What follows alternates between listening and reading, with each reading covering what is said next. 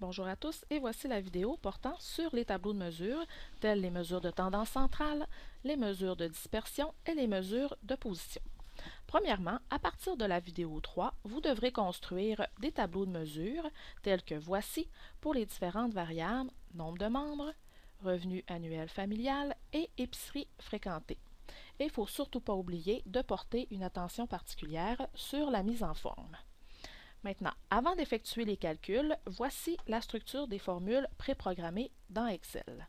Donc, si on veut faire calculer le mode, on va ici mettre égal, mode, et entre parenthèses, on va sélectionner la plage des données.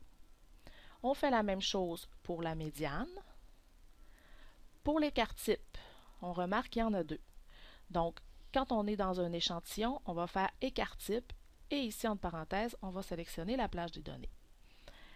Et pour la population, on va faire écart type P. Et encore là, on va, entre parenthèses, mettre la plage de données. Maintenant, pour les mesures de position, on va effectuer les calculs à l'aide de centiles.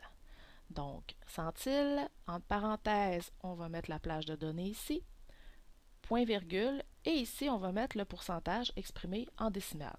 Comme par exemple 30%, on va mettre 0,3. Alors maintenant, voici comment ça fonctionne dans Excel. Donc, je retourne dans mes tableaux de mesure ici. Donc, si je veux faire calculer le mode, je m'en viens ici. Je peux, par exemple, aller taper à la main directement la formule en faisant égal, mode, entre parenthèses, etc. Ou je peux aller ici, cliquer sur insérer une fonction. Je vais aller mettre tous pour avoir toutes les fonctions. Je vais chercher ici le mode. Comme ça ici. OK. Je vais sélectionner ma plage de données qui est ici. Comme ça ici. Et je fais OK. Et là, je vois le calcul qui a été effectué. Et si on regarde ici en haut, on voit la formule que je vous ai montrée tout à l'heure. Maintenant, je fais la même chose pour la médiane. Donc ici, on voit la formule ici. Pour la moyenne et pour l'écart type. Maintenant, pour ce qui est du coefficient de variation, il faut aller faire le calcul nous-mêmes. Donc ici, je fais égal.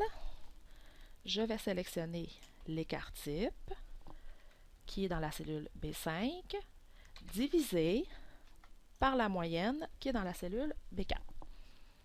Et je fais Enter. Et là maintenant, je vais faire mettre mon coefficient de variation en pourcentage, en rajoutant des décimales comme ça ici.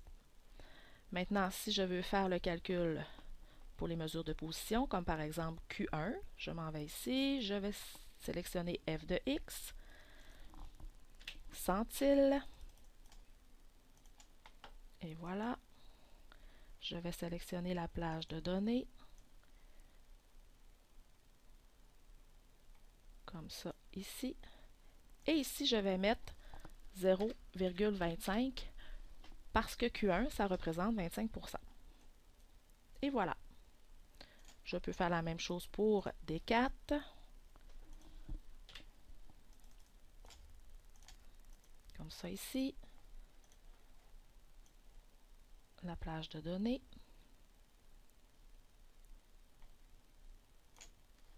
Et 0,4. Et voilà. Maintenant, si je m'en vais dans mon tableau pour le revenu annuel familial. Donc, les calculs pour la médiane, ici, se font de la même façon, pour la moyenne, etc. Par contre, pour le mode brut, on a besoin d'avoir notre tableau, que je vais chercher ici. Pardon.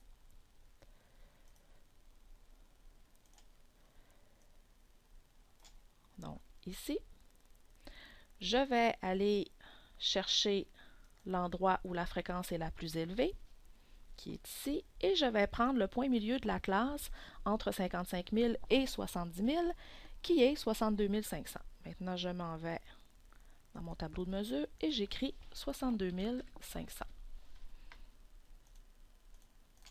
Et je vais mettre ça en dollars. Et voilà.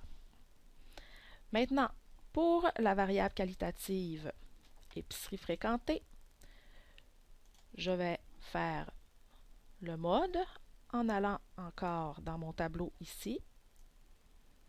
Je vais voir la fréquence la plus élevée et je vais aller taper IGA. Et voilà. Et pour le reste, on sait que c'est non applicable. Maintenant, à vous de jouer.